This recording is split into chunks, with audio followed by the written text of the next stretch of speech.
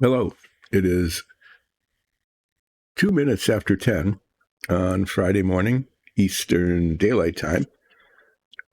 And I am here doing relaxing painting with Dyson Dungeons. And today I will probably actually be doing some painting, which is not a typical thing. Ah, hi, Buttertough. Wow, you started in before even I did. And a new follower, Henry John. Thanks so much. Really appreciate the follow. I hope that you find this relaxing and maybe even painting-y. Um, at the moment, I am working on several things, kind of like mishmashed. I had been building the Savoia S.21 Porco Rosso's plane. There it is. This has been the thing I have been mostly working on. There, yeah. My camera guy, me, is not always very good at getting, the little ring camera that I've been given here, the surplus equipment, um, in the right place. My director doesn't always do the cuts really well. Well, here, this is a 1/48 scale model of a Savoia S21. It's really pretty cool. The whole front of this, it's really amazing. This whole front of this is done in Italian because the Savoia S21 was an Italian plane, and the Porco Rosso Ghibli feature was set in Italy, but the model itself is Japanese, and so the instructions, which are actually here, okay, the instructions are all in Japanese. I did discover that Google Translate actually can work. I was kind of surprised by that. I wanted to see what some of these things were saying because they seemed like they might have been kind of important. And the translation program told me things that I think were, they seem to make sense. So it must have been translating pretty accurately. Mostly it has to do with, if you're going to paint this red, then you should make sure you mask it so that you don't paint the parts that you don't want to paint. Things like that. Things like this, there's an option of either painting the floats brown on the bottom and red on the top, or using a decal that they provide with the kit, which is kind of a cheat. The same thing with the stripes. I decided to paint the stripes on the wing and the tail rather than use the decals, because the decals just look like decals, but the paint makes it look like a painted plane, if I can actually pull it off. So far, I've had adequate success. We'll see today how I did on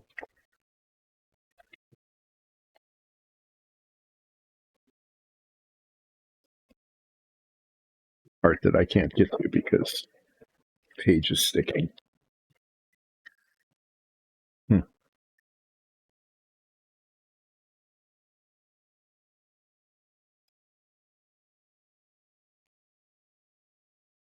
The tail, where the whole instruction set for the whole tail section.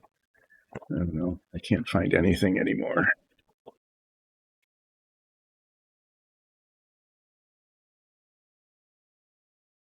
And then there's a bunch of little decals. And what is all of this?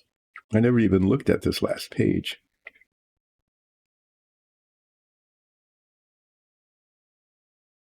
I probably should. I probably should have. I never really looked at this back page and what it is trying to tell me. Hopefully, it's telling me things that I've already done. But it looks like this is something new. Like, what is going on here? Brown 51. 61.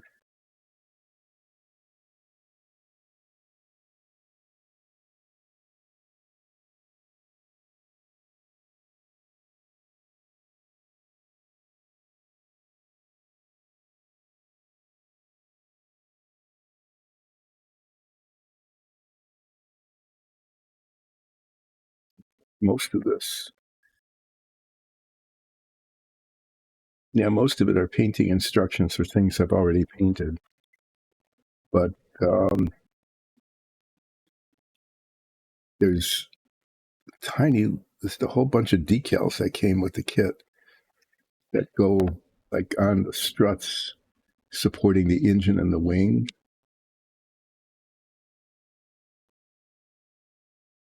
Go on the tail and things like that. So I guess it looks like this is something that's done after the model is completed, which is here,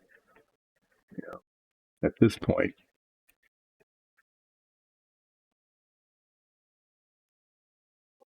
I'm not sure what I'm muttering about at this moment. You're detecting a little bit of confusion here. Love it. Oh yeah, here's the tail. The tail has stripes on it. Yeah, like that. And this part I'm going to unmask today because I think if I have been successful, this will now have a green, white, and red stripe on it, and it will look really cool. And if I'm not successful, then I'm not sure what I'll have to do. I might have to just like strip all the paint off and start over again. But yeah. Anyway, the Savoia is one of the things that I'm working on. And it's coming along. It's getting really close to being finished, and getting close to being finished is when things just sort of stop. It's just that last 5 or 8% of building something. It's just when things start getting a little ragged and maybe don't even happen. I'm hoping that's not the case. It has almost happened with the Apollo model, which was the thing I was building before this, because on the Apollo model, I was totally dissatisfied with the interior of the command module. Let me show it to you. I'm doing a recap of things that haven't been finished and explaining why. And by doing that, I'm using up a whole lot of time that I could be using to finish these things, but instead I'm not. That seems appropriate. So this is the Apollo model, the instruction manual for it, the thing that is almost totally completed, except for the last bits of the command module.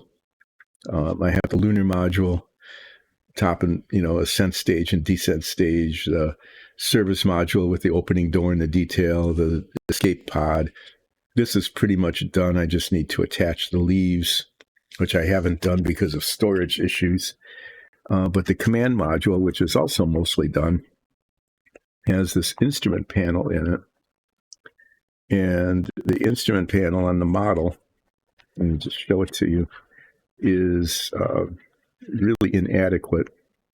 I've shown people this before. It's got very, very lightly embossed images of the instruments that are not historically accurate when I compare them to pictures of the real instrument panels, which is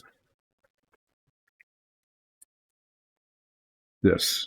This is a miniaturized picture of an instrument panel reduced to about the same size as the model itself. So what I decided to do, and then I spent I've been working on the Savoia, so it's been maybe 4 months of not doing what I was planning to do. What I was planning to do is print. This is just an example. It's not the final product. Print an example of the instrument panel that has the instruments on it, okay, and then put it on like mailing label paper, do a sticker, and apply it to the piece like that. And then the piece will look like the real instrument panel rather than a piece of plastic painted blue. getting getting this to be exactly right has been a little bit of a challenge. My printer for a while had no yellow ink, and so something like this that was supposed to be brown came out looking pink, you can see. So what I've done since that is I have worked really hard at coming up with pictures of the instrument panel that look pretty good.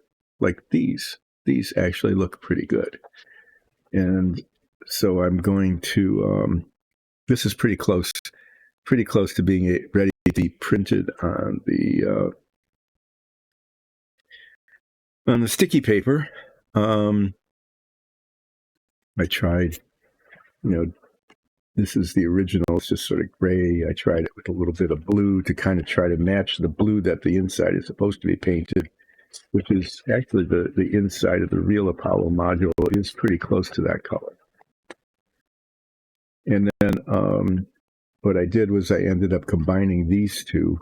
This is sharpened in the program that I was using. This is sharpened in detail compared to this, but this has a little bit of blue in it, which makes it look a little better than the one without it. And then I played around with the size of it a little bit.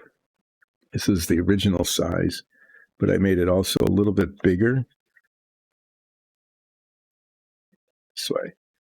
I made it a little bit larger to see if that might be better, and I made it a little bit smaller to see if that might be better in terms of fit on the piece of plastic. And, those don't work. None of these work perfectly. This one comes pretty close.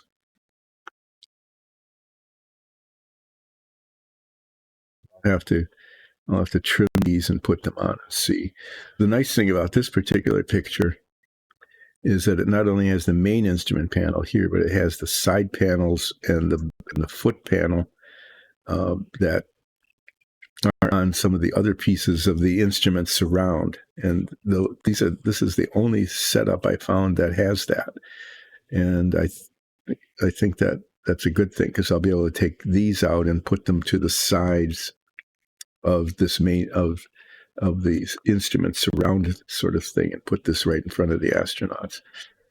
If I can get this to be printed nicely and get the size right, which I'm having a little trouble doing. Can't make it bigger, that doesn't work. Making it smaller, it's close.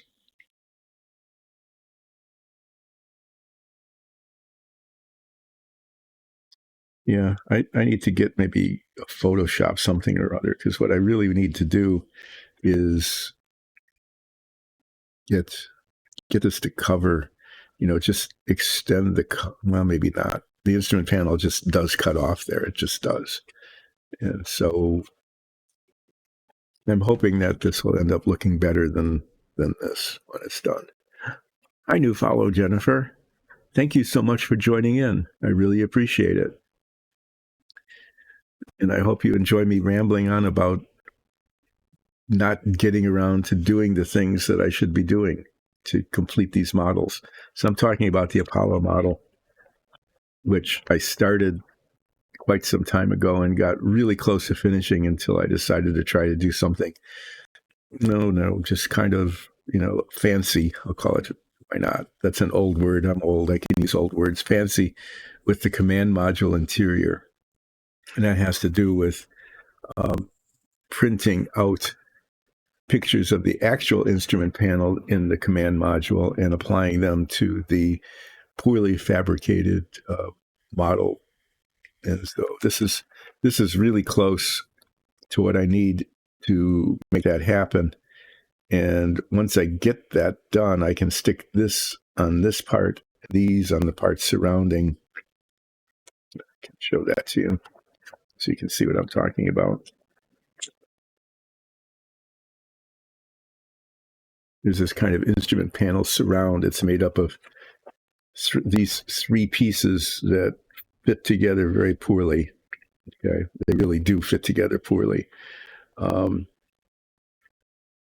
And this roundy bit goes on this, which I'll show you where that goes in a bit. This goes on here, and these things go on the side panels, where there are also instruments.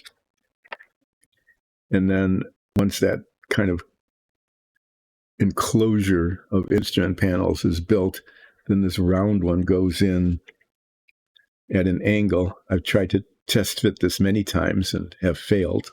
It hasn't worked really well. But it goes in at an angle right kind of over the faces of these astronauts. So this command module, made up of all of these parts are already done. They're ready to go. What hasn't been done is this instrument surround. It was waiting for the printed versions of the instrument panels to be applied to them before I put it together. So that's why that hasn't been finished yet. But you can see that I've actually resumed work on it. I've resumed work on it by getting really close to having the final version of the appliques that I'm going to be using for the instruments. So there's progress. Get to set this aside some. I'm going to put this away so that I don't lose it. I'll be right back.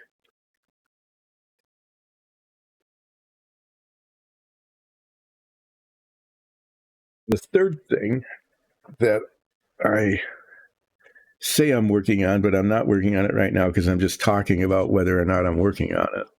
Okay. So talking about what I'm going to be working on or should be working on is different than actually doing it. And I find that just talking about it means I don't have to do things, and I'm feeling really lazy today. The third thing, the first one was the Savoia. The second was the Apollo instrument panels. The third thing is this, which is a supersized version of my character on our Dungeons and Dragons show. I play Ulseth Relf, a Furbog fighter.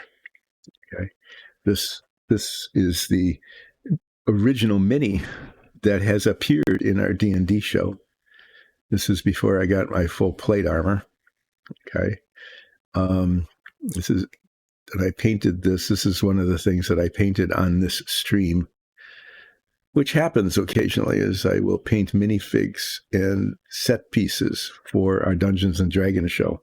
That's basically what this show was, what the stream was. And models came along because I didn't have minifigs and set pieces to paint. Anyway, as a Christmas gift, I got 1, 2, 3, almost 4 times, 3.5 times a mini-sized maxi figure of my character. And since the Savoia is getting to the point where I don't have an entire stream's worth of work, I've just got bits and pieces to do, like the bit and piece that I'm going to be working on next. When I finally get around to doing something, I'm planning to do something yet today. Then I'm working on Apollo, and I'm working on this. So you can see I started it. I got the head and the face started, and they came out pretty well. And my flaming longsword, I got the flames done. And the thing I'll be working on next is the rest of the sword. The pommel and the guard and the jewel and the blade. I'm going to be painting those today. I'm going to make it a little bit fancy. I'm going to be painting. I was talking about initially painting this bronze with bright brass highlights. Okay, so it'd be dark and the raised areas would be lighter. I'm going to actually do the opposite, and I hope it works out. I'm going to base coat this whole thing in bright brass and then do the highlights, the raised portions, in bronze, so that it's darker on top than underneath, kind of the reverse. I'm not sure how that's going to look.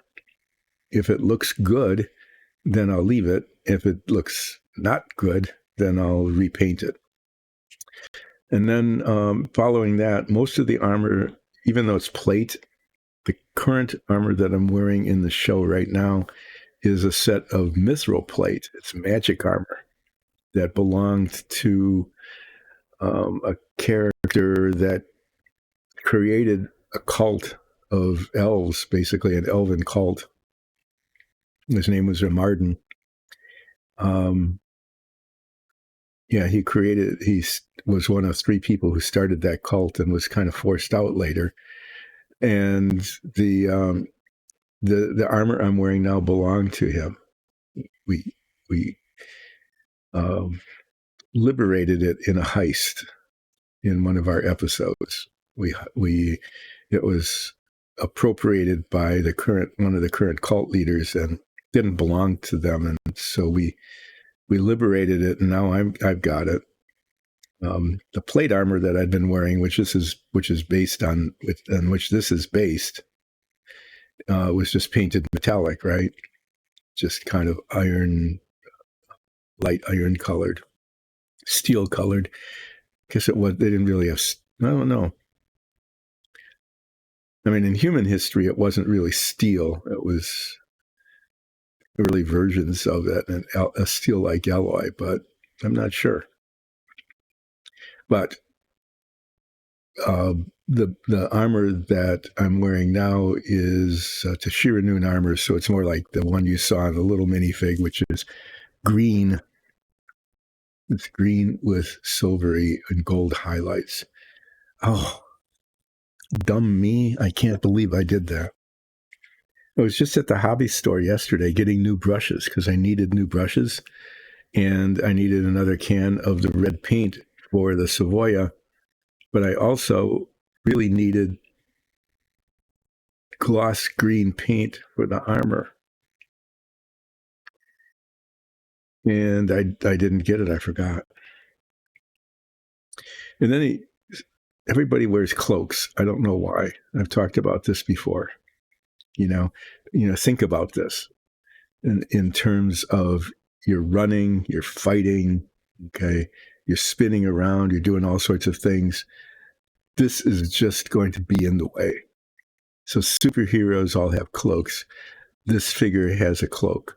It doesn't do anything for you. There's no hood on it, to protect you from the rain. It doesn't wrap around you to keep you warm. I can just see this, like you spin around where the wind catches it and it flaps up and catches in your sword and starts on fire, and just I don't know why. I guess they look cool, That's why superheroes all wear them, and apparently Furbog Fighter minifigs wear them. But I can't imagine that they're practical, other than maybe doing a parade in court or something. But this one has a cloak, and I'm going to try to do something artistic with this by just making it look kind of maybe velvety, over edging and little curly cues and stuff on it.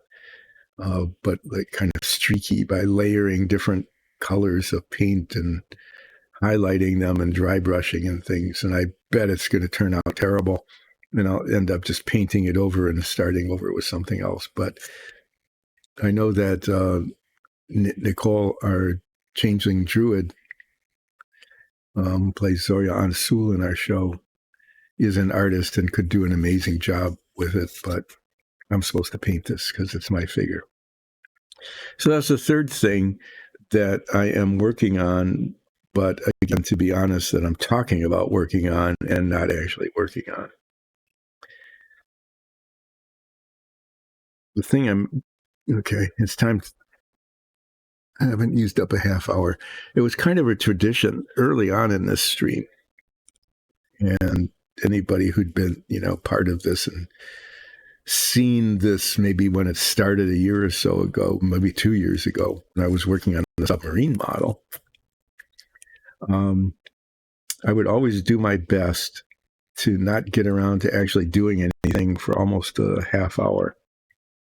And I haven't done that in a long time. Usually I've just taken maybe at most 10 minutes to talk about what I'll be doing today, and then I'd get into it and start doing it. But today I managed to do that.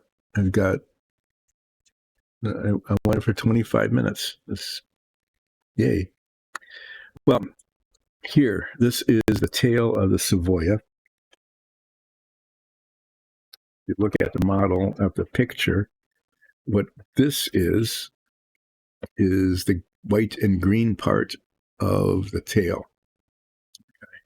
It's reversed compared to the picture. So under here, you can see it's a little darker is green paint, and under here is white paint, and it's nicely delineated. And then the bottom of it, the whole thing is red because I spray painted it. The bottom underneath the stripes is red because that's the body color, and that's the color of the horizontal stabilizer. The very back part here, where it's red with a tiny bit of white on the tip, goes here. Again, it's reversed compared to the picture. It comes across here. And I have successfully done the white tip that matches up with the white stripe on this. So what is supposed to happen when I take this tape off is that there should be a very, very nice clean line between the white and the green stripes and the bottom. There should be no gaps where there is just white showing between them. I'm most concerned about that happening. And there shouldn't be any drips of red paint that go up into those colors. The odds of that happening, I think, are fairly small, which means that then you'll hear me make all sorts of groaning noises as I go, oh, I can't believe, I don't know how I'm going to fix this. So there's a good chance that you'll be hearing groaning noises as I unwrap this and see whether those two things that I'm hoping for, which is no little gap between the green and white stripe and the red, and no bleed over between the red and the rest. Find out if those two things come to pass. And like I said, the odds of that happening are pretty small, largely because of my lack of skill.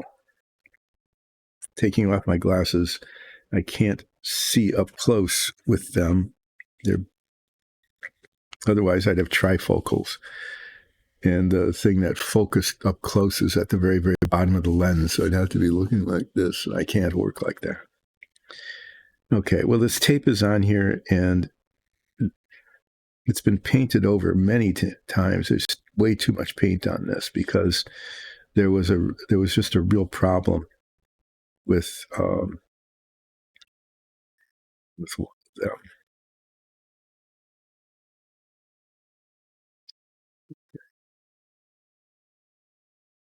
Coming off, sort of. There's a little bit of bleed over here. You can see. Maybe that's tape. I'm not sure.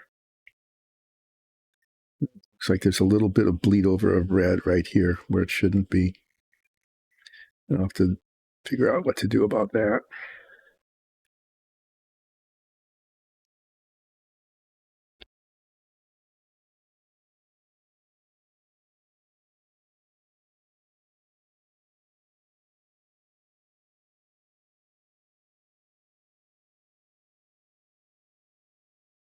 Or where the edges of the tape are.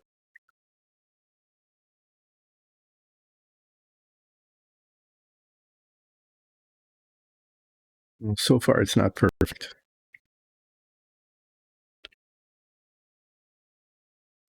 Here's a little bit ragged.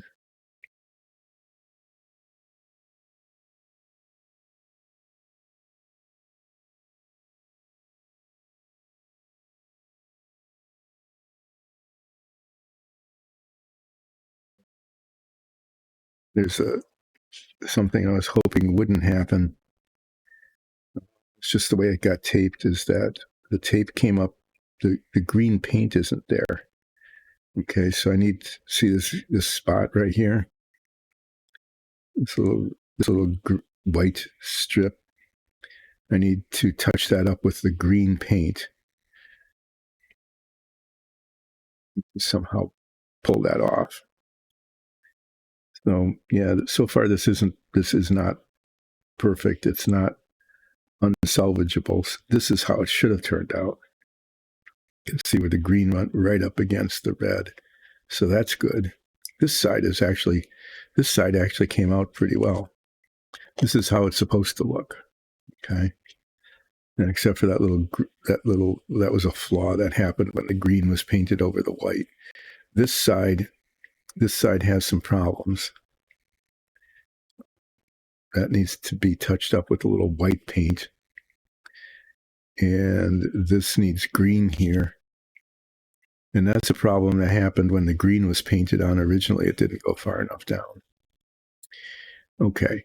Now, as I'm talking about fixing these on this side, okay, two things that I need to remember. One is that I don't have bottle paint to paint these. These are painted on with spray paint, and the propellant and the solvent in the spray paint dissolves the underlayer. That doesn't happen with these. Okay, with these acrylics, they don't dissolve the underlayer, but this does. So if I were to try to paint white over this, which I discovered when I was trying to fix this here, okay, it will dissolve the red paint, and instead of having a whiting out where the red is, I'll have a spot of pink, which I don't want. So I actually need to take the red paint off of that, somehow get that off very carefully, there and there, and then I can touch it with a tiny bit of the white paint. Now with the green here, I need to fill in that gap. I don't know what will happen when the green touches the white.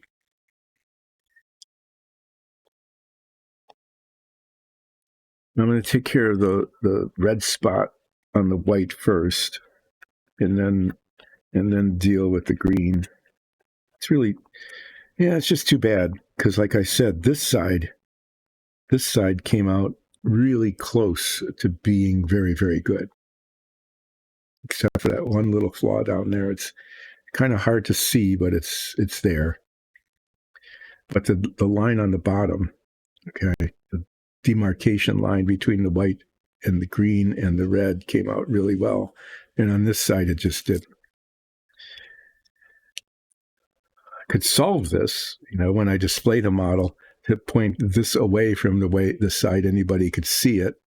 And why am I getting a warning? Oh, okay. Well, apparently what's happening here is that you can't see it. I don't think you can see it on your stream. Maybe you can. I'm not sure. It's showing on mine. This is a stream that's going out on Twitch, but it's also being recorded. And then after it's recorded, it's put up on YouTube. And what's happened is that nobody has taken off the old recordings, probably like 2 or 3 weeks worth of them, and it's run out of space to record. I've been told that what happens is the stream is continuing, okay, that the stream is still going on, but that it's not being recorded. And if they want to put this up on YouTube, they can pull it up off of the stream. So I'm going to just make that go away. At least on my screen. I don't know what it looks like on your screen. I made it go away, and I'm going to keep working on this because I said I would. So there. I'm putting these on. This is a really cool tool. It's called Head Magnifier. It doesn't do that, but it has these magnifying lenses on it there in this little light, which for my tired eyes, I'll tell you, really makes, when I'm doing something like trying to get that little spot of red paint off of there, from there, it's what makes it possible. But then I can see what I'm doing. I'm going to take a pin, using the pinpoint, scrape the red paint off. The intent.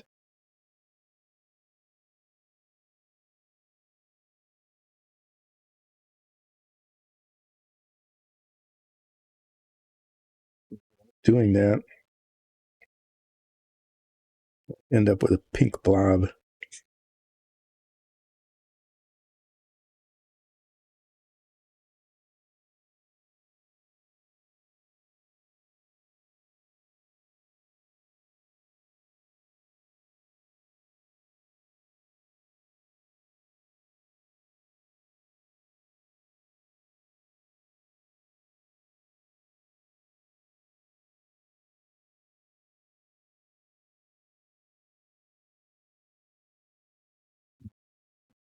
Sometimes it's actually possible, like here,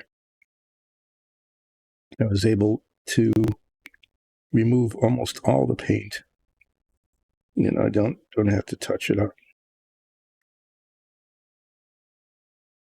Okay, so I need a tiny touch of white paint here.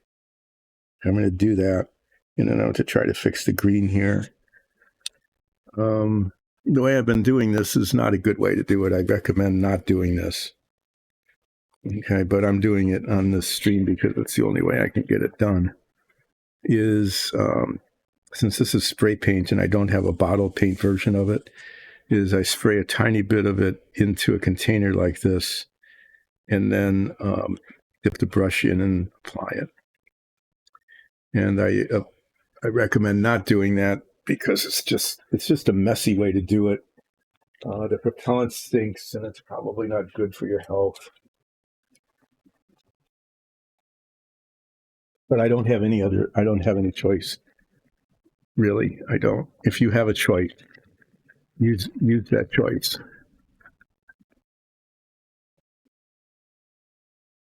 I need a clean one. This has green in it, which is fine because I'll be using green.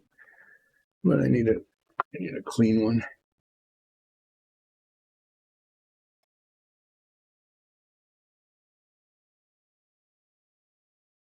And all of this is for that spot. A tiny little spot there. Yep. Things one does to try to make something look pretty good.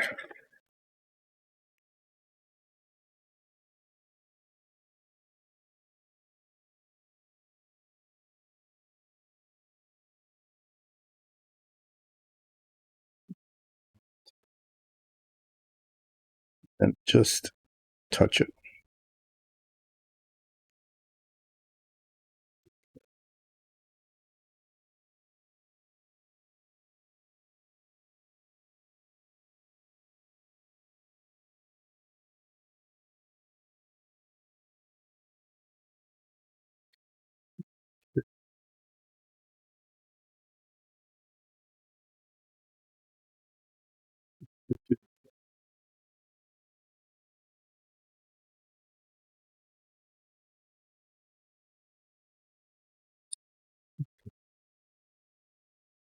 The green one's a little tricky. Oh yeah. Cleaning the brush. This stuff also doesn't clean the same way that everything else cleans, with just some water. And use some isopropyl alcohol. Usually that works. If not, then I need to use lacquer thinner.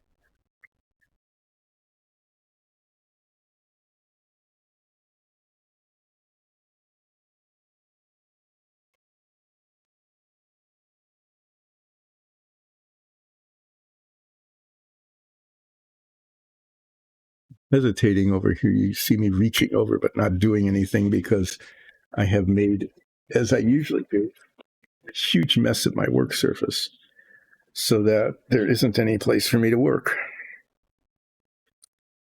The green one. So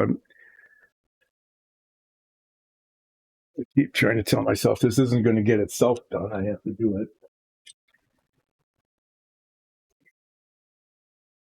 This is really kind of disappointing, this particular thing that the green, I don't know, I'm not happy with what happened there, and I'm hoping that I can fix it.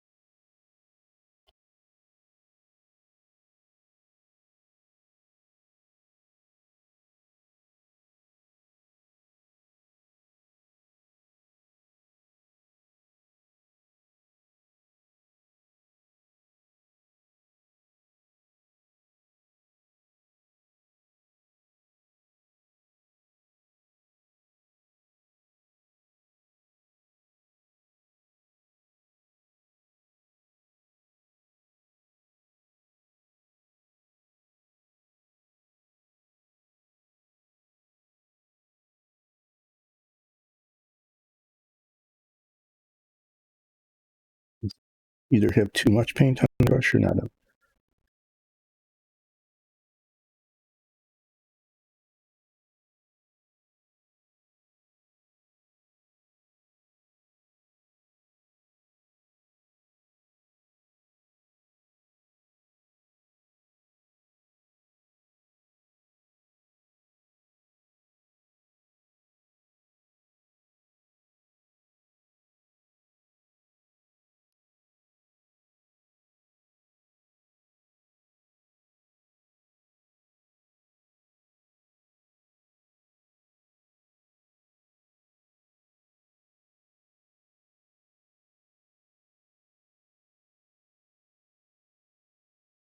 Yeah, yeah, it actually worked.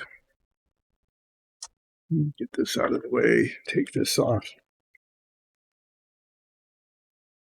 I think you can see that, it's pretty decent. It came out okay. Hopefully that paint will level. And I won't just have a bump there. So it's not just getting the color right, but it's also not having a bump. What the hell? Did I just mess it up? Did I just touch it and mess it up?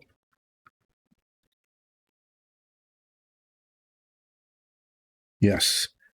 Jeez.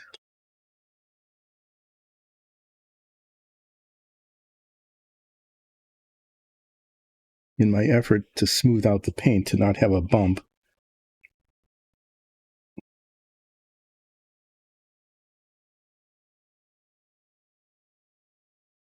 created a white spot where there wasn't one. It's a never-ending lesson of Dice and Dungeons painting. Is if you've got it, if it looks okay, just leave it alone. So many times I have messed things up that have been just fine. They've been just fine. And then I was like, oh, one more little touch, one more little bit. And it becomes a mistake.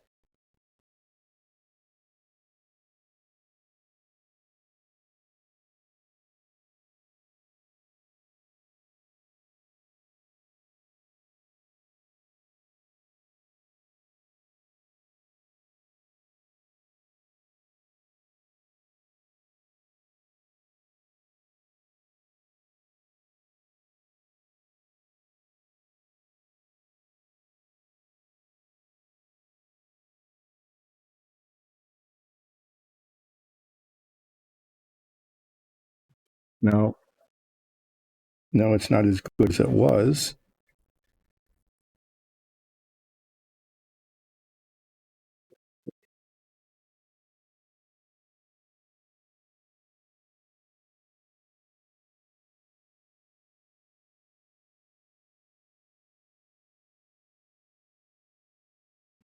I definitely need to leave it alone. That was just okay. I told you you'd have some oopses and groans and things, and there it was.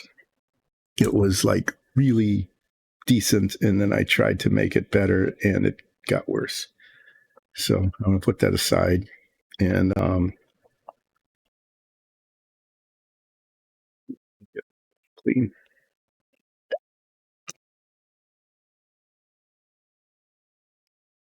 Okay, the next thing I'm going to work on then is the flaming longsword of me.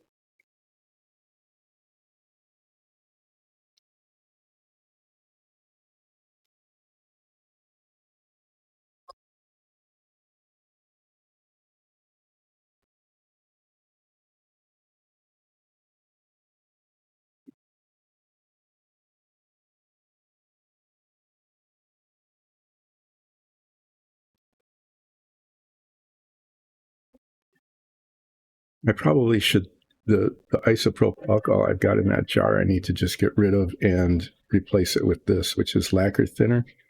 which is another form of alcohol. It's just all it is. It's denatured alcohol instead of isopropyl. But it cleans paint off so much better. It really does. So one of these years, when I'm thinking about doing something and actually getting them done, is I will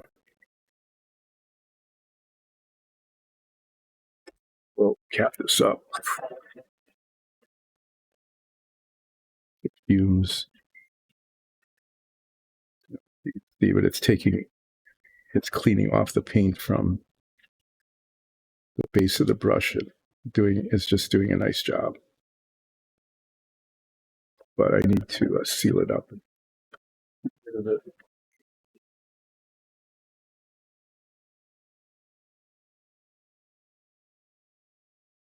Do this with some of my other brushes. Maybe I will.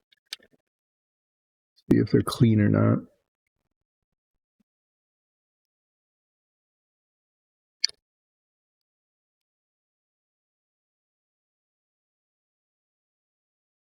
Okay, well,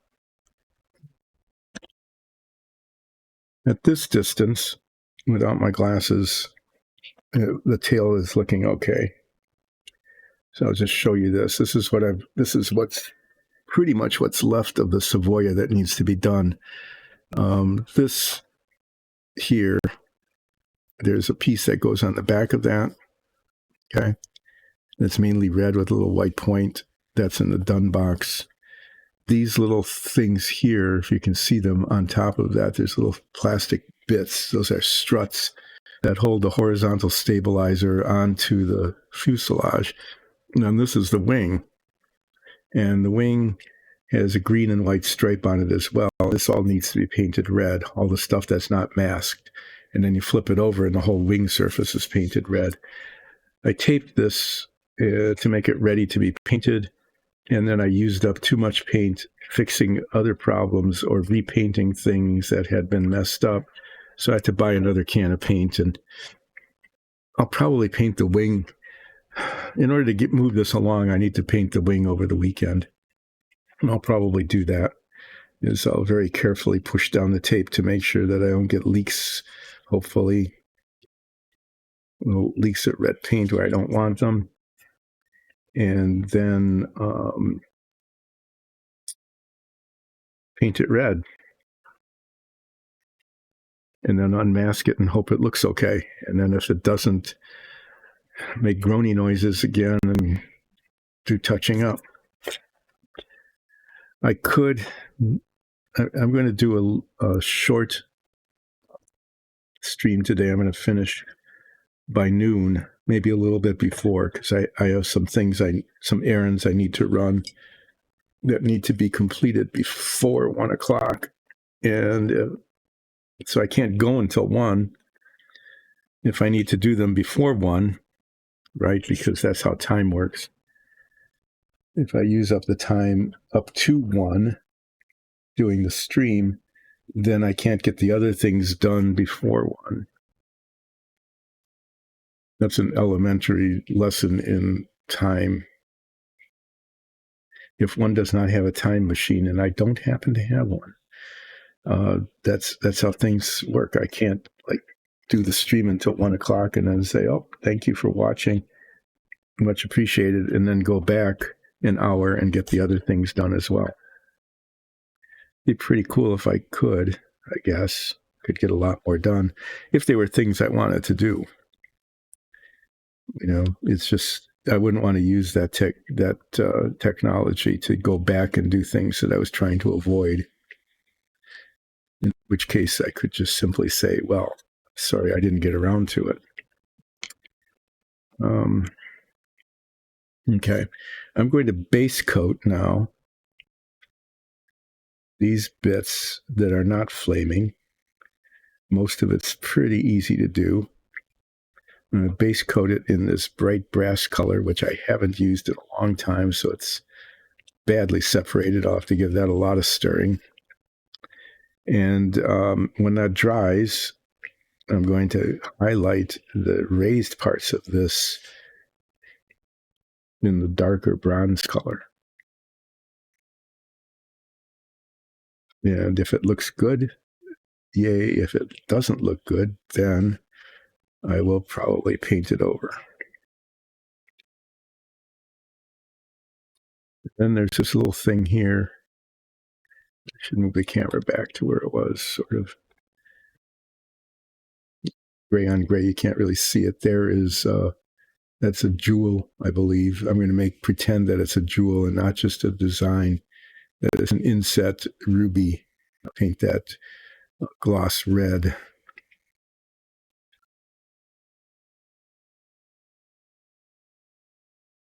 Being a flaw in the, it's just a little bit of plastic there that shouldn't be there.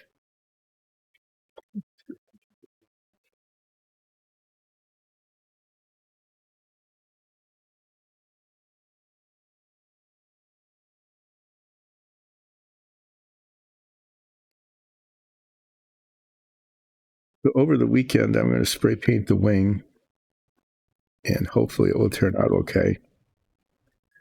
I'll unmask it on Monday. Unmasking during the stream is always fun because then you get things like I did on the tail there where I go, oh, I can't believe that didn't happen. And this is what I need to do to fix it. And then I fix it and say, just one more little thing. And then I unfix it and make it look not quite as good as I did before I refixed what was perfectly fine fixing.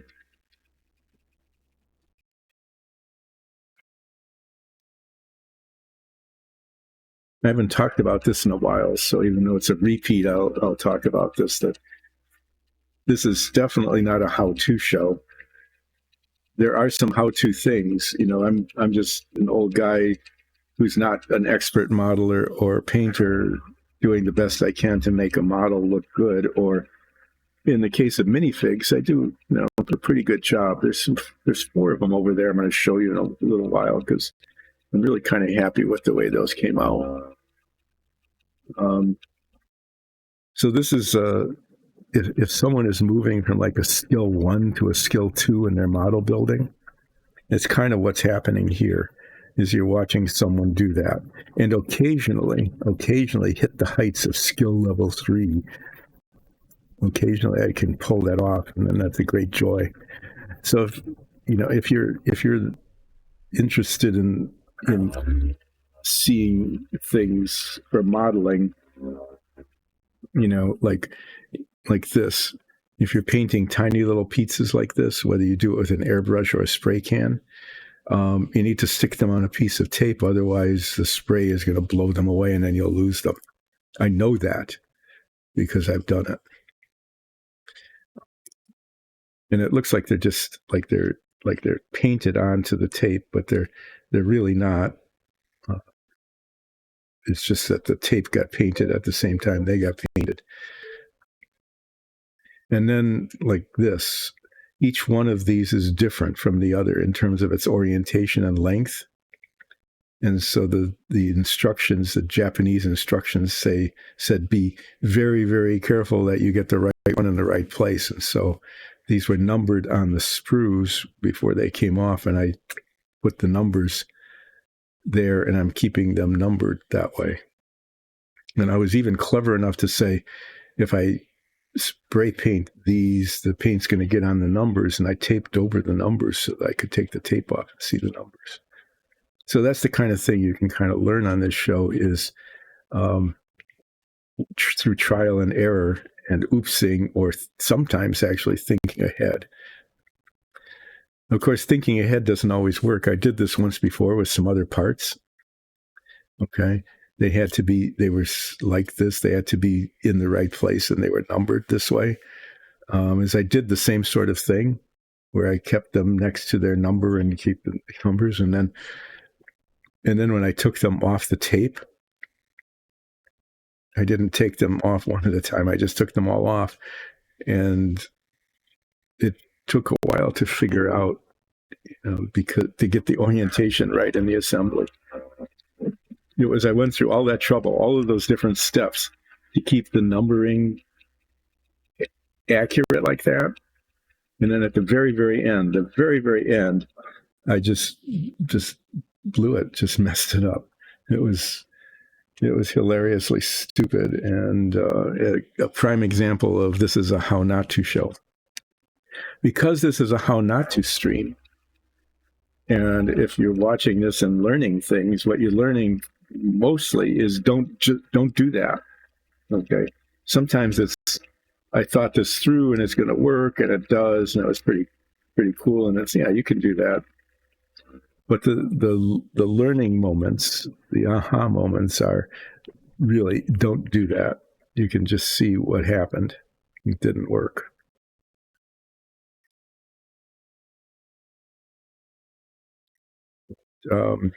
Mainly what this is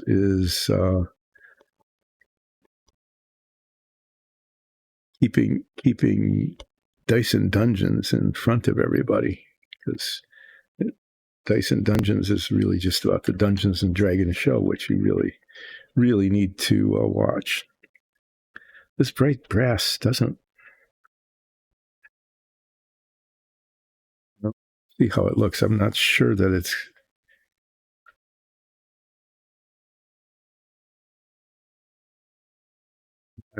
doing what I want it to do. It's not covering very well, and it's not very bright. Okay, what I'm going to do though is, it's really not covering.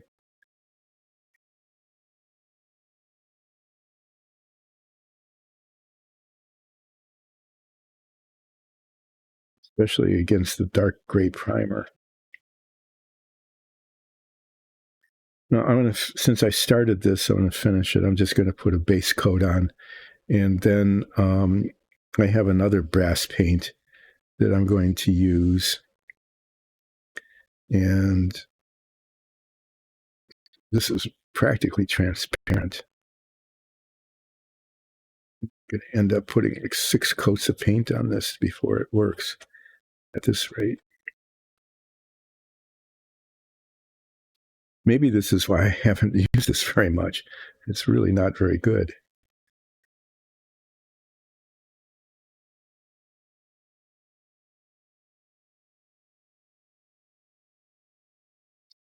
Well, this is another thing that you see in this stream is, well, I'm going to do this, and I hope it looks okay, and then it just doesn't work.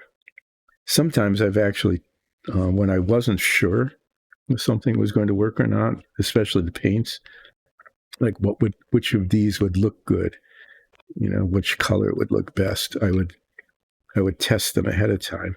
I didn't think I needed to test this because it's just brass paint, but it's not good brass paint. It's crappy brass paint.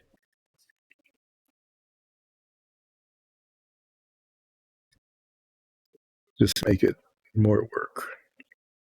Like I said, I'm just going to finish base coating this with this paint because I've got it, and I already started it, and it was, well, unless the whole thing is painted this color, it's going to be a problem down the line. But it's looking like I may end up having to put on many coats of paint before I get what I'm looking for here.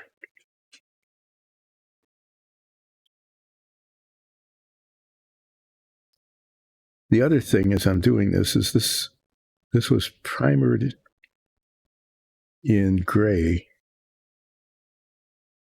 And it probably would have been better to have primered it in white. But that's another thing that wasn't done, and unless I want to start all over again, which I really don't,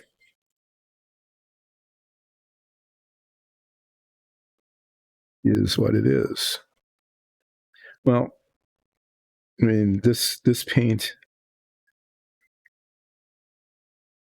the way this is working, and again, I'm disappointed in its coverage, which is almost non-existent, is pretty much only good as a wash. Like if you wanted to do a yellow metallic wash on something with a translucent ink, actually an almost transparent ink in this case.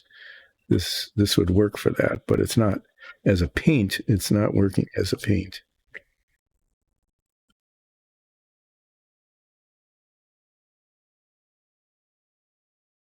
Not even a good color. Well, I'll let this dry. It dries pretty quickly usually. And I'm going to give up on this bright brass. And either go with brass or gold. And since I'm looking for a contrast with the bronze, I'm going to try the gold next as the next coat and just see how that goes. Since this is going poorly anyway, and it's going to require multiple coats, why not just keep putting different coats on? Okay, you can see I slopped, the paint ran, it's really runny, onto this cloak here. That's okay, sort of, in that that's going to get painted another color later. Green, some sort of green color. I guess I don't really need to have a lot of paint on it. I'm just going to see if I can mop some of it off.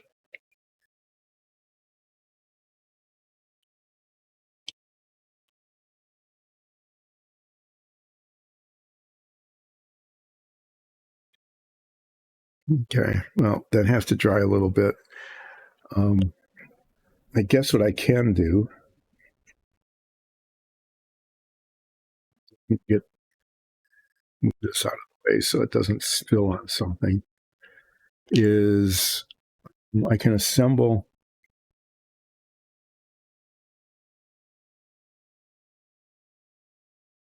the tail.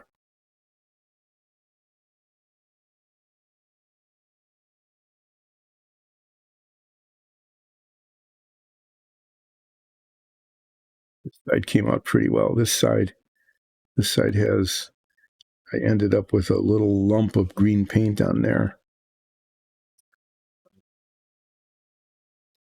The color's right in the right place. It's just the surface texture got messed up.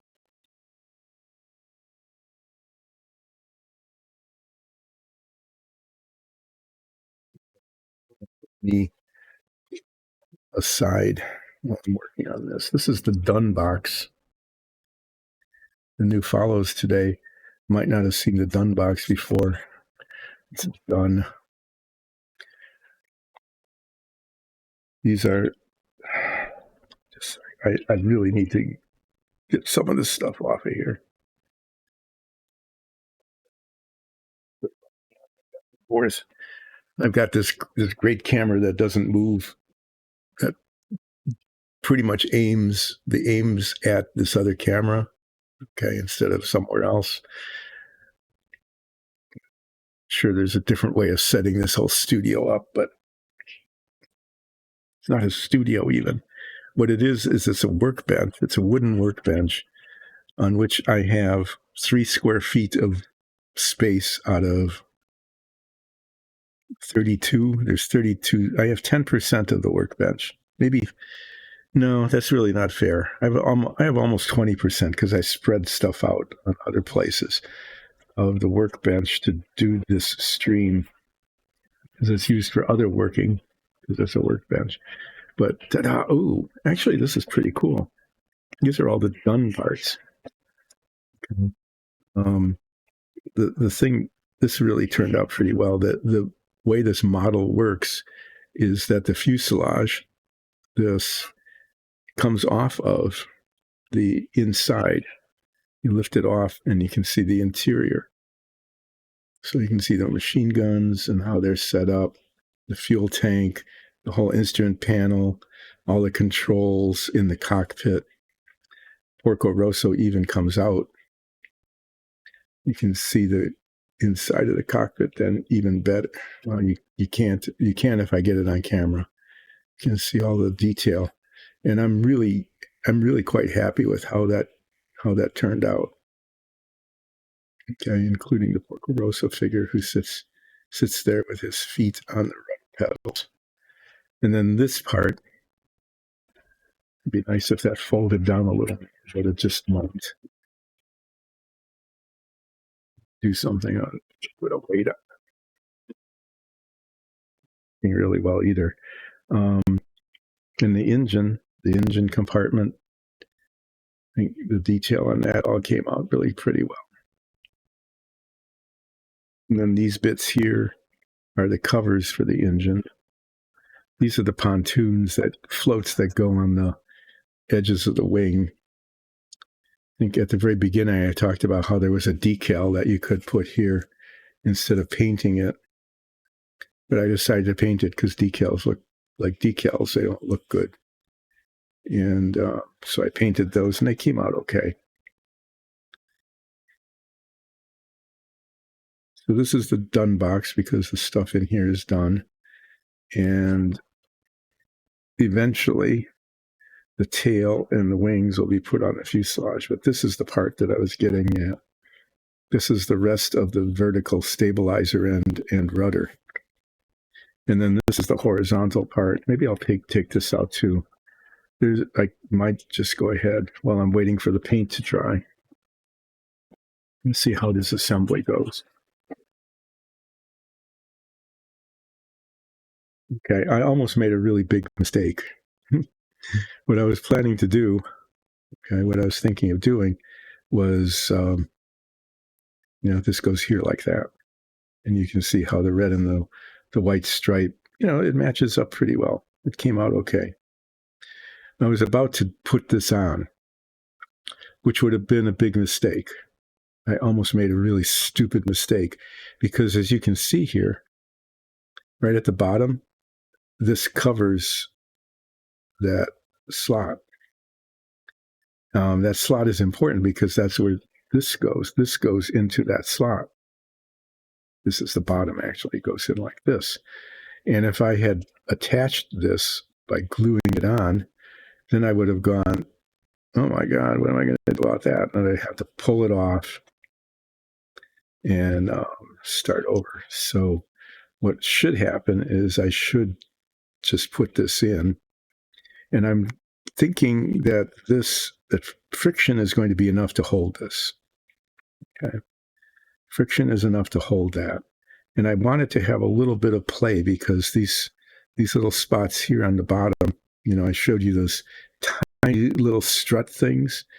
One end of it attaches to these holes. And I'd like it to have a little bit of wiggle room in case it's not exactly perfect. So that goes on like that. And then after that is done, this attaches like that. Yay. And so now I can attach this because this is there and I don't need to cement this in. It's not going to go anywhere. Okay. Friction is holding it and this is going to hold it as well. And when I'm done with that, then the whole tail section is ready to go in the done box and almost ready to be attached to the fuselage.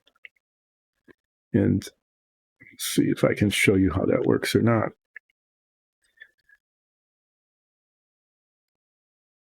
The recommended thing is to use some sort of model cement to do this, but I don't like that. I've been using contact cement with really fairly good success.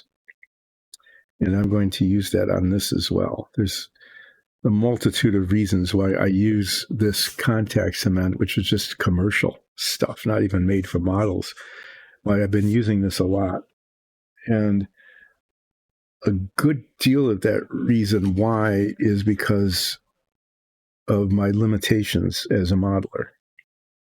Okay. So why don't I talk about those again? Because if you were watching this and saying, I want to build models, what should I use as an adhesive?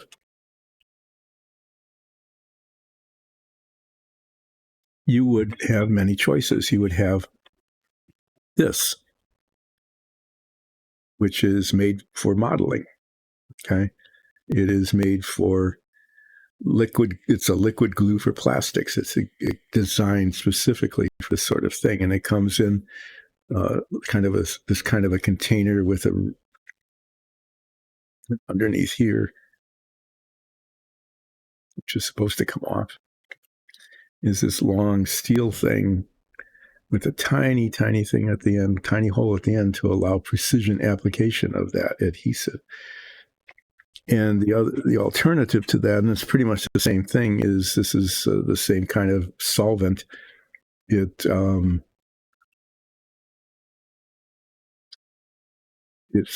got a little brush in it, and those are things that you can use. A lot of modelers now use cyanoacrylate. I think I said that right. It's super glue is the brand name. It's like, facial tissue is a Kleenex, that kind of thing. But and that even it comes in a gel form, which is not so runny. It stays where you put it, and you can get an accelerant that sets it. And you've all seen the super glue kind of things, It bonds really, really tight, really well and fast. But the fast part is my bane. So I'll just describe that. In order to use CA glue, and I encourage people to try it, you need to be able to get the part right where you want it right away. What I mean is, if this is supposed to go on here, you don't want to put it like miss, even by a little bit. You want it to go right where it belongs right away, because the glue might sit up on you, and then and it's stuck. Well, I'm older and my coordination isn't all that great. And so I've discovered that with some frequency, I don't get the part exactly where it belongs, and I need to have time to readjust. Okay, I need to have an opportunity to pull it away and start over, or move it, or something like that. And this stuff is forgiving. Now, it's not perfect for this. This stuff, it will grab itself really quickly, but gives time to readjust. Okay, it'll do that, but it also takes a really long time to be firm in its adhesion, I guess I'll say. For me, I find it's just very forgiving. And as I'm working on these models, being very forgiving is just by far the most important thing. If something doesn't stick very well, I can reapply it, readhere it. But there's that. The other thing about this is, well, the CA glues are the same way. You see, these parts are already painted, and the contact points, where the parts stick together, are, unless one is really good at masking, and you should be, or removing paint from those surfaces. Those model cements, especially the older variety, they dissolve the paint, and it bubbles up and it smears around, and it can get really extremely messy. So with painted parts, it doesn't work too well. That works really quite well, because it dissolves the plastic a little bit. Like when I was, this wing is made up of two halves. You can kind of see there's a little bit of a seam showing there where it's been sanded down a little bit. These are two halves, a top and a bottom, that need to come together, and that will work really well, because you're doing it before it's painted. It's got painted after they were put together. and it dissolves the plastic a little bit and fills the gap with melted plastic. It like welds it together. And then it's a matter of sanding it smooth later on, which is good. And it reduces the need to use fillers and things to close the gaps. So those things, either one of those works really well for unpainted parts. But for painted parts, it dissolves the paint. And I discovered that, again, the hard way. It really makes a mess of things. CA glue doesn't do that, which is an advantage. But the disadvantage there is that it'll grip in that. You might have noticed that I put the cement on this and it's just sitting there, right? That's okay. This is contact cement, and it's actually designed to, you're supposed to let it sit for like up to 2 hours. You can let it sit for 2 hours before putting the parts together, and it'll still grip. So that's another thing I like about it, is I can take my time getting the glue, the cement, onto the parts that are going to be adhered. Okay, it's not going to go anywhere. In fact, it's working the way it should work by taking that extra time. And so I'm just saying, I'm not recommending that everybody use this. I'm explaining why I'm using it, and it really has to do with just the pace at which I work. So yeah, so it, it's sticking. See, in there. Now I've got a tail for my Savoia. I actually could. I'm kind of tempted to do that. I could turn it a little bit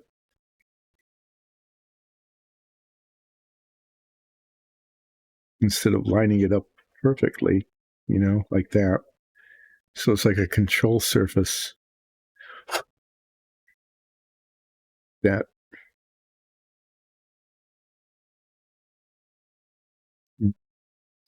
sort of tempting to kind of do that. Well, I'm not going to. I'm just going to line it up as much as I can here. Now I'm seeing it could be considered a flaw, like a little bit of white here that really should be touched up with red paint, which if I'd noticed that, I should have done before I cemented this on. I'm not going to do anything about that.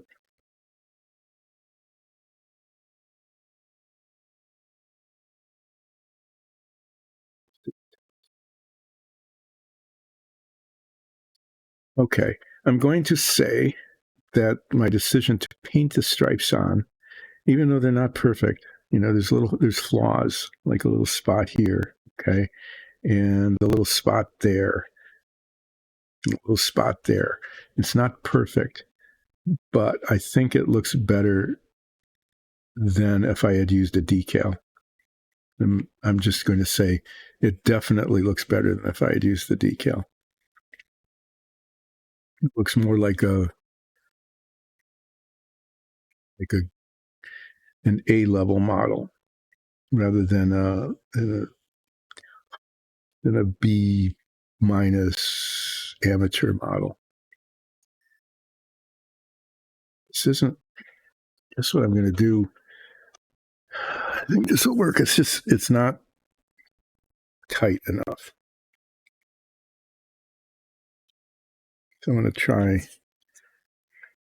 try this and see if it'll work. What I want is I want it to be tighter on the top, tighter like that way. So I'm going to do this. I'm going to try this. Take some tape.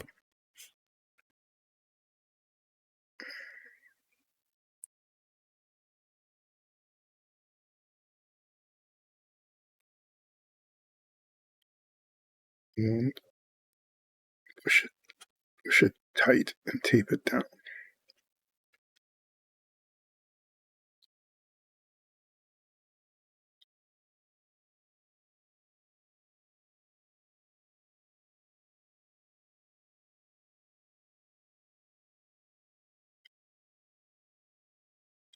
Okay.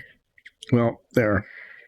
I'm just going to let that sit until the next steps of things. Show you the next step of things.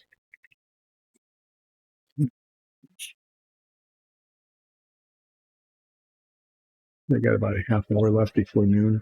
Okay. Is this whole thing? This whole thing, once it's done, goes here.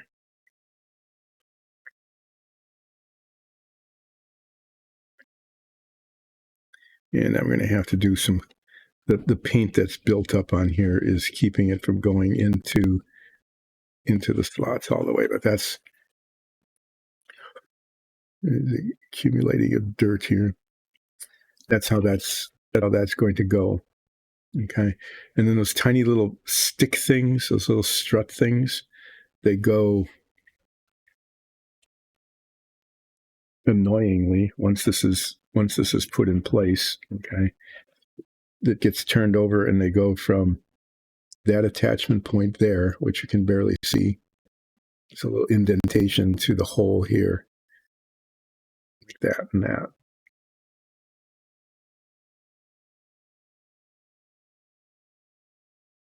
Getting white specks of dust. So this will end up being attached there. But it needs to, like I said, the paint built up on these little tabs. That needs to be sanded off or filed off.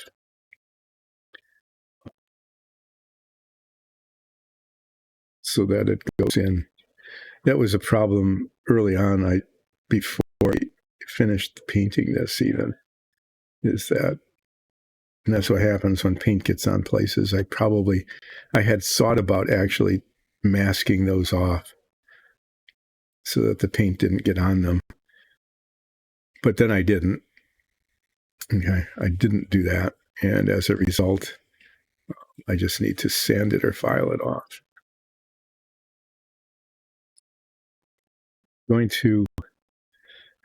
I'm actually going to put this in the done box as well. I mean, it essentially is done. I just need to let the cement set. And then on Monday at about 10, when I come back to working on this, the next step will be actually to attach this. Hi. Things are going okay.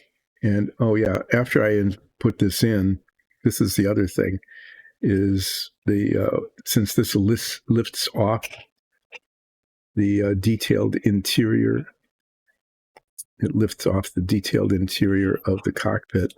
The inside is painted, and this is the original plane was made out of wood, which is why it's kind of wood colored, right?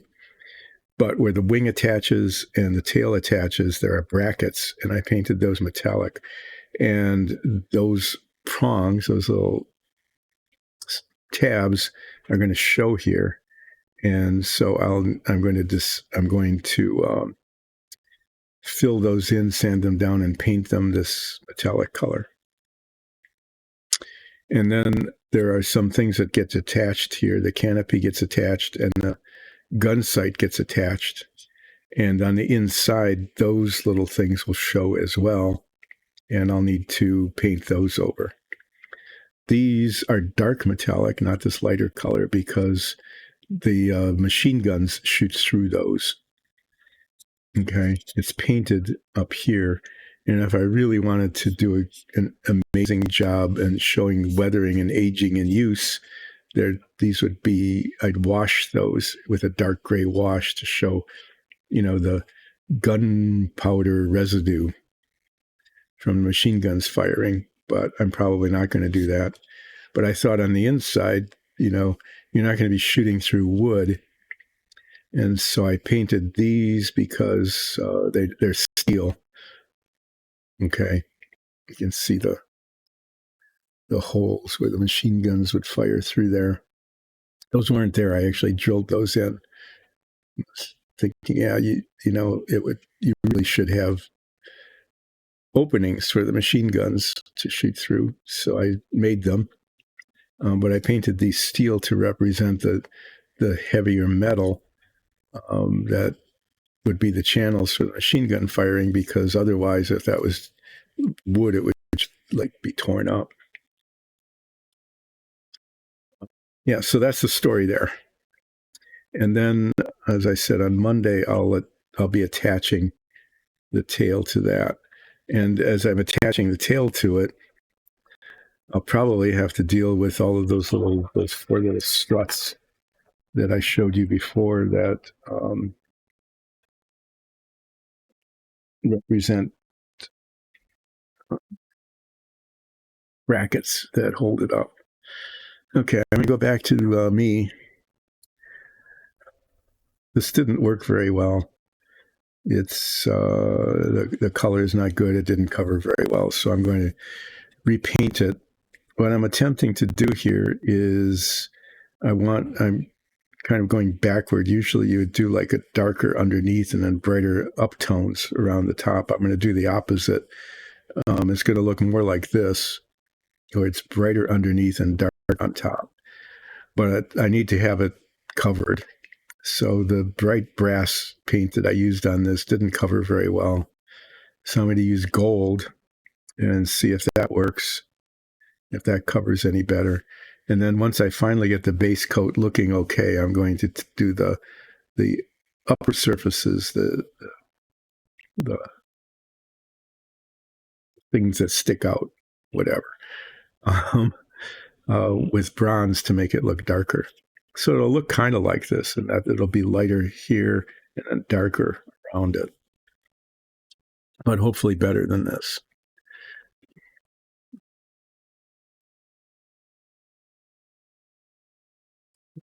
Well, wait, I haven't used this in a million years either. I don't know how it's going to look. Let's find out.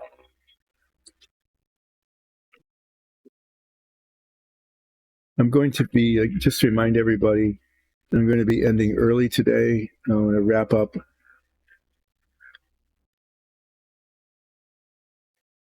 Can't see. I can kind of read the chat screen, but I can't see the clock. 11:30, okay. I'm going to be wrapping up about noon because I have errands that need to be completed before 1. And I was explaining to everybody that I don't have a time machine, so I can't go until 1 and then rewind an hour and get my chores done. I can't do that. So I have to do them sequentially, which means that I will be stopping this about noon so I can start doing the other thing that needs to be done by 1. Sometimes in real life, I can't schedule around the stream, and the stream has to adapt to real life. Not that this stream isn't real life. I mean, that was kind of a dumb thing to say. Obviously, this is real life. What would this be otherwise? Is this an alternative universe? Is this a fake life? No.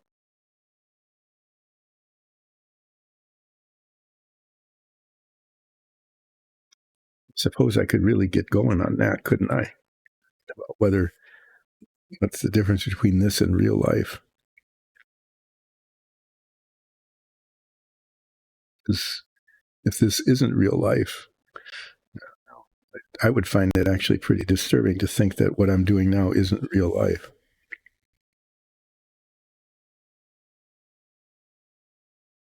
I can't say that this is covering terribly well either. Might end up using, there might even be a third coat of something.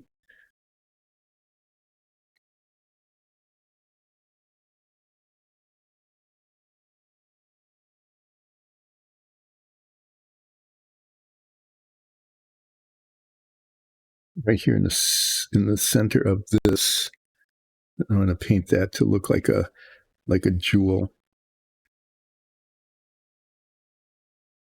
It's a magical flaming longsword that my character has on the dice and the Dungeons and Dragons show. I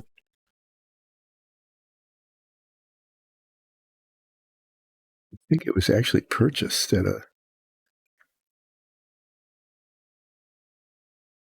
magic store. I'm sure I didn't purchase it. Someone bought it for me. In the show, my character, Ulseth Rel, never seems, just doesn't accumulate wealth. The other two characters, Zoria Ansul, the Changeling Druid, and Nines, the Tabaxi Bard, both seem to be really adept at acquiring coinage. But whenever they do, it's like, what do you get? Oh, I get 300 gold. What did you get, Ulseth? 5.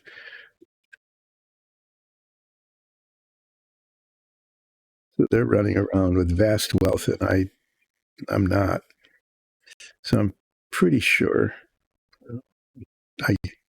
in terms of real time, since I acquired this longsword on the show, it's far enough ago that I can't really recall how I acquired it. But I am fairly certain that it was available in like a magic armory shop, and I didn't have enough gold to buy it, so one of my party members was supplemented my meager holdings, and just it's pretty good because does it does a lot of fire damage, potentially more. It's like, what, 2d6 as opposed to a d8 plus 4. No, the max damage is the same, I guess. It's 12 either way. But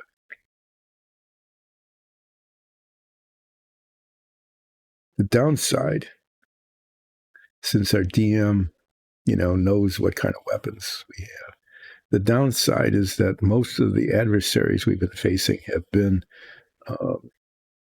lately have been manipulated humans, and they're healed by fire. We've found that out the hard way by blasting them with the flaming longsword and doing good old fire damage that turned into fire healing. So I had to turn off the flame, just use it as a regular longsword. And actually, I had this stuff called cold oil, and I applied it to the blade, and that does a little bit of cold damage. Cold damage, not as much as a flame would, but doing some cold damage was better than doing flame healing.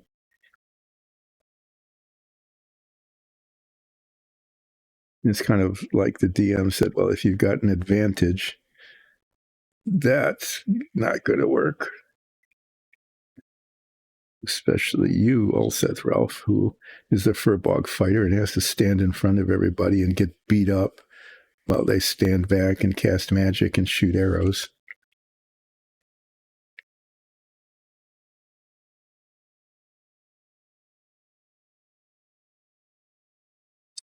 Okay, well, this is, I don't know if it's like the base coat of the bright brass is working okay.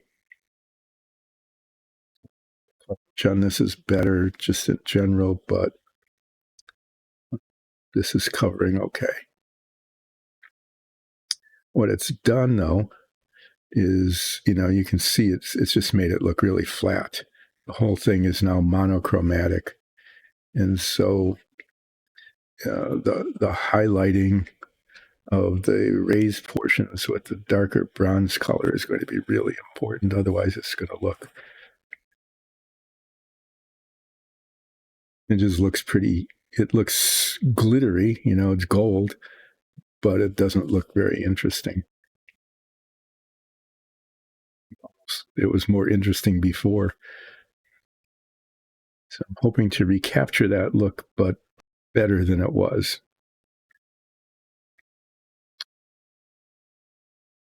This is going to dry soon enough to do that or not.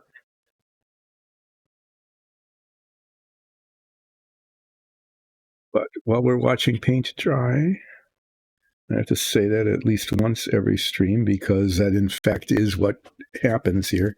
And sometimes you just sit and watch paint dry. Going to talk about Dyson Dungeons. I have to do a plug for real Dyson Dungeons at least once every stream. The Dyson Dungeons is a group of family and friends, and we put on an amazingly wonderful, terrific, outstanding Dungeons and Dragons show. And I use all of those words with a great sincerity. It really is a good D&D show. And we stream about 3 times a month with a live chat on Twitch, and all of the old episodes are available on YouTube. And it is, I don't know how to describe it other than to say, just catch one or two. And I think you'll find it really pretty entertaining. It's just a combination of, sometimes there's this combat during which 3 times now I've been mostly dead. Everybody else on the group thinks that that's pretty funny, being mostly dead, especially the last time I was mostly dead. And I got 3 saving throws. And if I fail 3 before I succeed in 3, if I succeed in 3, then I'm not mostly dead anymore. I'm slightly alive. But if I fail 3, then I'm all the way dead. And that would be really bad for the show, I think, because I don't want to start over with a new character at level 1 when everybody else is like at level 9. And, it would just be gone. But the last time I was mostly dead, the first I did my saving throw and I rolled a 2. Of course I did. Odds are you have to have a 10 or higher, I think it is, which on a D20 is 11 out of 20. It's better than 50-50 odds of not being all the way dead. But I rolled a 2, which is pretty typical. And so everybody had a great chuckle about that. You failed. I had this feat called Lucky, which I probably shouldn't have been able to use because I was unconscious, right? But the DM said, yeah, go ahead, because everybody was having a great time having rolled a 2 on my saving throw. Well, they had an even better time after that because with my Lucky, I rolled a 3. I was lucky that the DM didn't say, well, you've just double failed. You've only got 1 chance left. But she was kind and didn't want anyway, it was just sort of amusing. Well, that kind of thing happens on the show. So it's a show, right? And so you want to be entertaining, and things should be fun and light. Even being mostly dead should be fun and light. So that was allowed. Fortunately, the next round, this came right at the end of a pretty nasty combat. One of the other players was able to give me a little bit of a heal, so I got like 4 health points back, or 8 or something like that, and was then just feeling really awful from being mostly dead for a while and failing my saving throw. But I did recover so that I can play some more in the D&D show that we put on. This stream was about painting minifigs and set pieces for the show, like my original minifig, for example, got painted here on the stream, and our dungeon tiles, which are pretty amazing. Yeah, I'll reach over and show some. We print these on the 3D printers like the ones behind me, and they come out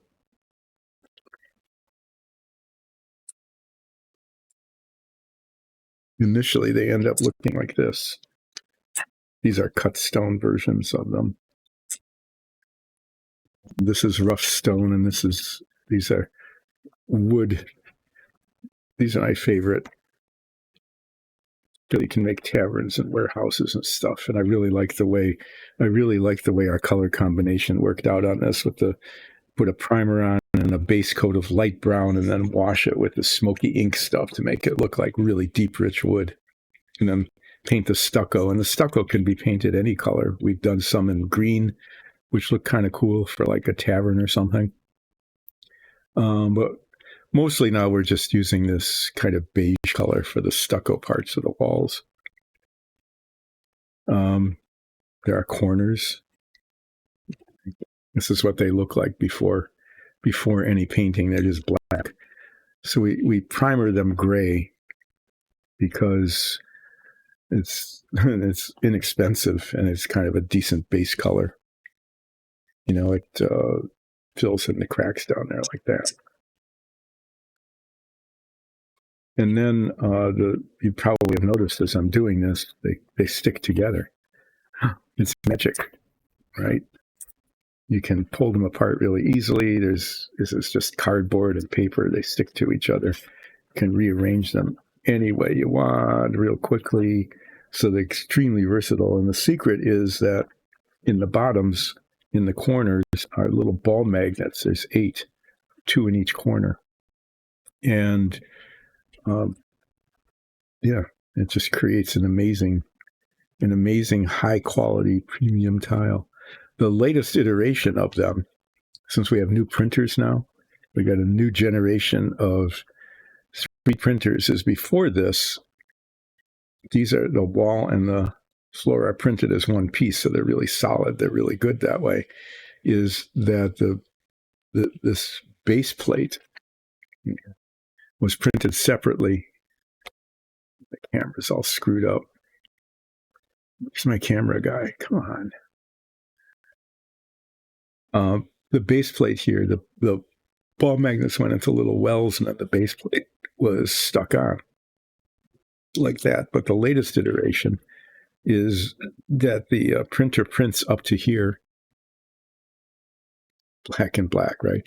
It prints up to here, it stops, sends out a signal to come down, put the ball magnets in, and it finishes printing. So that with this particular thing, there is no base plate. It's just one solid piece with the magnets, and you can see it works, right? They rotate inside the wells so you can do any orientation. It works really well, but you don't have to worry. There's no epoxying, there's no glue, there's no plate that could come off. It was just a solid piece. And the latest thing is the door. Our DM got real clever. The doors work, okay, and they're pin hinged. And the way it had been is that a pin goes through the lintel, through one of the holes in the top, down into a hole there through the door. And then it had to be epoxied in on the top. Well, look, the latest version, there is no such thing. This is printed up to the top, and the lintel is attached, and it's one solid piece. The only downside to this is that the door has to be painted in situ. Okay, otherwise the door would be painted separately and then installed. But now that it's built in to the tile, works really well. When the painting is done, it needs to be done in there. The priming is no big deal. Okay, just spray the primer on. It's the finished painting. This is a different door style. You can see this is a wooden door. Okay, it's got wooden planks and straps that hold the wooden planks together. This is designed to be a metal door. The frame and the cross hatching, which is pretty hard to see because it's all black. Usually when we paint these, and we've got painted versions around, is the panels. Sometimes the panels will be metal as well, with metal on top of them. They're just different shades.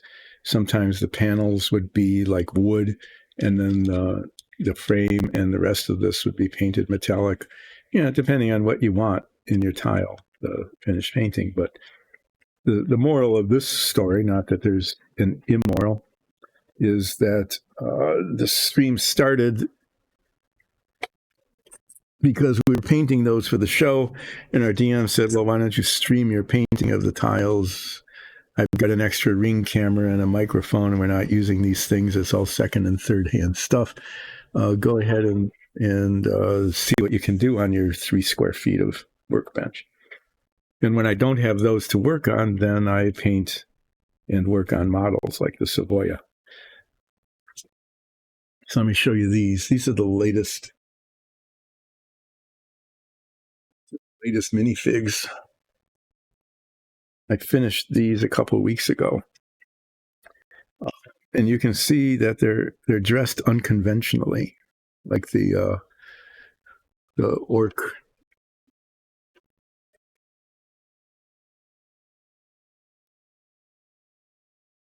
I found this both informative, amusing, and insulting. Okay, the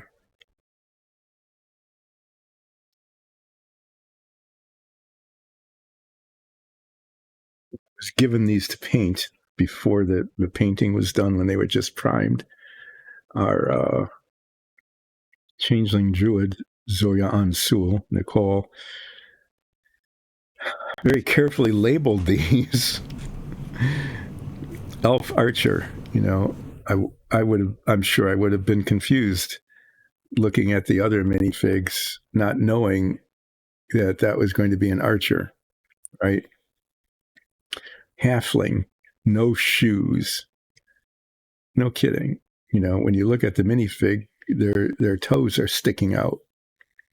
But you know, I guess that was sort of like a mental aid. It was okay. Yeah, you definitely wouldn't be able to tell the difference between a halfling warrior and a gnome cleric. Now, they are dressed somewhat unconventionally. I'm going to tell you the story behind these in the last 10 minutes of this stream because this paint hasn't dried enough for me to do the darker colored highlights. This is a group of NPCs with whom we play in our D&D show.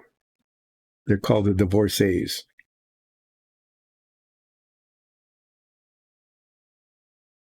The thing they have in common is they've just been through a divorce.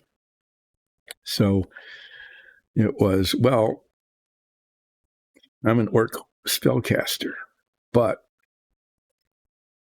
I'm divorced. I'm single now. How am I going to dress? Okay. When I go to the tavern, and all D&D characters do, how do I want to look? Okay. He made bad choices, but, you know, you can understand why that happens and why, you know, why the hair color. So there's that. And then the gnome cleric, well, she took a different approach with the same kind of effect of, you know, when I go to the tavern, how do I want to look? She spent a lot of money on her shoes. You can see that they're red patent leather with brass or maybe even gold embellishment. Right? Kind of going with the pink and red theme here. I'm not sure if that's a natural hair color either for the gnome. I don't think so, but there it is. The halfling was okay. I'm just going to look. I'm just dealing with this, you know, pretty well. So I'm not going to be garish about it. I'm just wearing my scale armor. I have this nice sword with all the runes and stuff on it. Our elf archer took his situation a little bit differently and just went all beige. It was okay. Well, fine.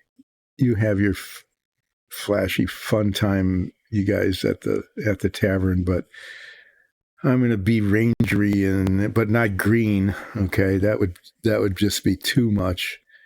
I'm just going this way, except for my quiver. That's the color of my original quiver, and I'm keeping that. I didn't beige out my quiver, but the rest of my outfit, I went to Dull Clothes Are Us and did my best to, I still have some color contrast, but there's that. So I had fun painting these guys and making up backstories for them. I think they came out pretty well. Okay. So that's the kind of thing I like doing on this stream for the show when I'm not working on a model, when I work on things that I don't have anything to work on for the show. I guess that was almost intelligible. On Monday, like I said, I'm going to be ending early, so I'll be wrapping up in just a couple minutes. I want to thank everybody for joining in. Thank you for the new follows. Please tell everybody you know, people you don't know, total strangers, people you don't like, everybody to join in, to go on YouTube and check out our Dungeons and Dragons show, and come back on Mondays, Wednesdays, and Fridays, starting at about 10, going until usually 1, but sometimes ending a little bit early, to watch relaxing painting, or sometimes not relaxing failure to paint, or touching up and going oops, or spilling things, or just, this stream, which sometimes actually involves relaxing painting and sometimes involves other things. But tell everybody to become a follower, go onto YouTube and become a subscriber. Watch our show. That's really important. I'll be back on Monday. What I'll be doing on Monday is continuing to work on this guy. Okay. I'll be finishing up the sword. Maybe I'll go ahead and do the dagger while I'm at it. Maybe I'll do that. And then I'll start to paint the armor. I'm going to leave the cloak until the end because I want to make it look really nice, and I don't know how to do that. The other thing I'll be doing on Monday is going back to the Savoia, is hopefully this wing will be painted red, top and bottom. This is the bottom. The top is on the other side. It's taped down so it doesn't fly around, so I can't show that to you right now. I'll be unmasking that and hopefully being okay with it and not having to hold my head and go, oh, what am I going to do now? How am I going to fix this? Hopefully that will be the case. Hopefully I can get the camera right. So this should be red, except for the parts that are striped, and the whole top it will be red. And then these are the little struts that support the tail that I just finished putting together. So I'll be installing that onto the fuselage and attaching these, figuring out how to do that. Like getting them, one end is different than the other, and I don't know how to put my head magnifier on. I use tweezers, I think.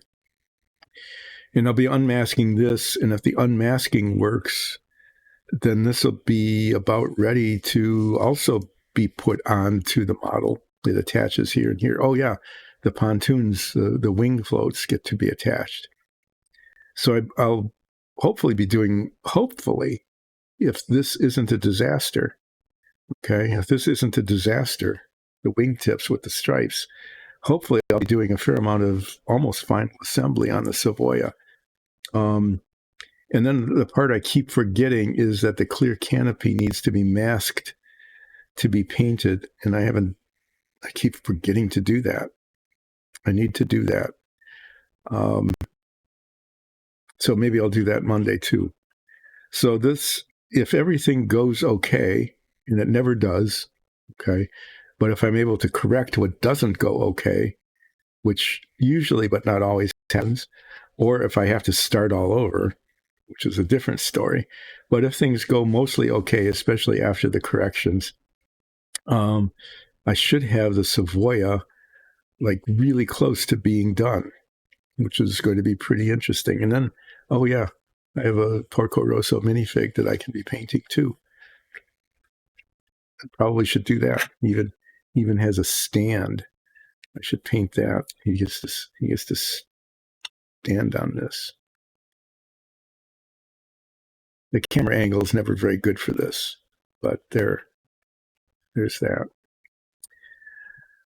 Yeah, I'm hoping that things go okay with the painting of the wing, and that then I can start getting down to assembling the last bits of this, and uh, then take a look at the decals. I forgot about those too.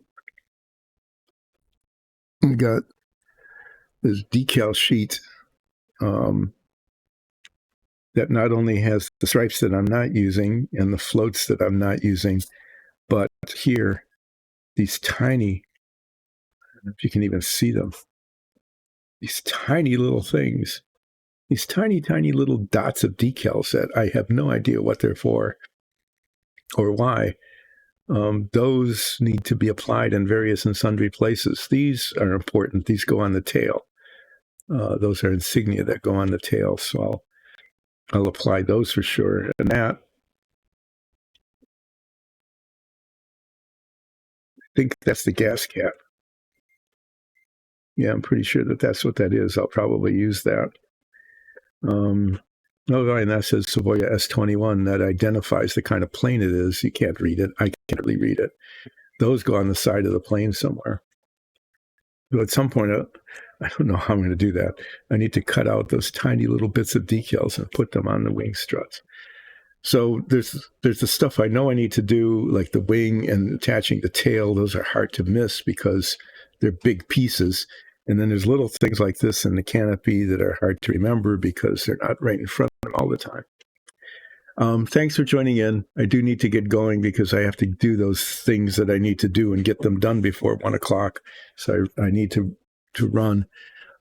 Please join in again on Monday, and let's see what happens. Let's all discover together what the next bits are in the saga of the Savoia S21 and me. Okay, and the Porco Rosso minifig. Thanks, everybody. See you next week. Have a good weekend.